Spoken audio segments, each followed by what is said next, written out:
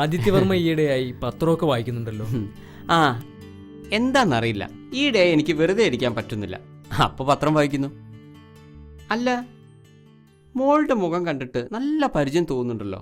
മോൾ ആരാ? അച്ഛാ, ഇത് ഞാനാ, അച്ഛന്റെ മിനിമോളാ. അച്ഛന്റെ മോള്. ഡോക്ടർ, ഇത് പറ ഡോക്ടറെ. മിനിമോളെ. അച്ഛാ, മോളെ, അച്ഛനെ എന്നെ കണ്ടിട്ട് മനസ്സിലായല്ലോ അല്ലേ? നീ വളർന്ന് വലിയ കുട്ടിയായല്ലോ.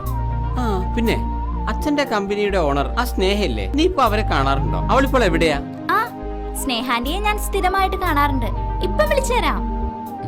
ഹലോ സ്നേഹാന്റി.